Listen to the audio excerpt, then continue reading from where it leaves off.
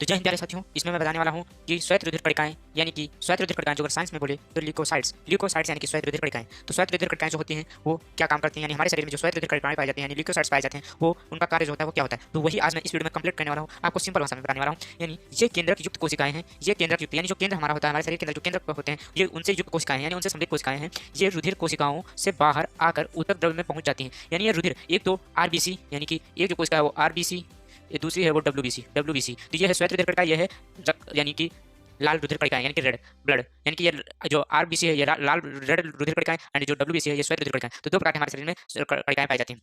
तो यानी कि ये रुधिर कोशिकाओं से बाहर आकर ऊतक द्रव्य में पहुंच जाती हैं। ये रुधिर कोशिकाओं से बाहर आकर ऊतक द्रव्य में पहुंच जाती हैं। जो अगर हम लोग ऊतक की बात करें तो ऊतक चार प्रकार के होते हैं। एक तो संयोजी ऊतक, दूसरा उपकला ऊतक, तीसरा हमारा मांसपेशी ऊतक, चौथा तंत्रिका ऊतक। तो ये जो अगर ऊतक आपको समझना है तो मेरे वीडियो को सब्सक्राइब कीजिए एंड मेरे चैनल पर जाइए, वहां पर ऊतक का भी वीडियो पड़ा है। तो ऊतक चार प्रकार के होते हैं। तो ये बाहर आकर ऊतक द्रव्य में पहुंच जाती हैं। ये रोगाणुओं व जीवाणुओं का भक्षण करके रोगों से बचाती हैं। यानी ये जीवाणुओं और रोगाणुओं यानी रोग किसी भी प्रकार का जो हमारी श्वेत रुधिर कणिकाओं का जो मेन कार्य होता है वो हमें शरीर में सुरक्षा प्रदान करती हैं। यानी कि रोगाणुओं से भी बचाती हैं और जीवाणुओं का भक्षण यानी कि इन्हें नष्ट करती हैं, नष्ट कर देती हैं। नष्ट कर देती है तो हमारे शरीर में किसी भी प्रकार की बीमारी भी नहीं धारण कर पाती है, कई रोगों से बचाती है। अतः इन्हें शरीर के प्रहरी या सैनिक भी कहते हैं। यानी प्रहरी या सैनिक यानी जो हमारी रक्षा करता है, एक वॉचमैन होता है जो कि घर की रक्षा करता है, तो वो सैनिक यानी जिस प्रकार सैनिक बॉर्डर प्रदेश की रक्षा करते हैं उसी प्रकार जो हमारे श्वेत रुधिर कणिकाएं हैं वो हमारे शरीर की रक्षा करते हैं, इसलिए उन्हें सैनिक बोला गया है। कहते हैं रुधिर के प्रति घन मिली में इनकी संख्या 6000 से 10,000 तक होती है। अब आप लोगों को मैं बता दूं प्रति घन मिली, जो प्रति घन मिली दिया हुआ है, यानी कि यदि हम लोग एक घन मीटर में देखें तो एक जो एक घन मीटर होता है वो कितने मिलीमीटर के बराबर होता है, तो वो 10 लाख मिलीमीटर के बराबर होता है। पैदाइश से 10,000 10,000 लाख,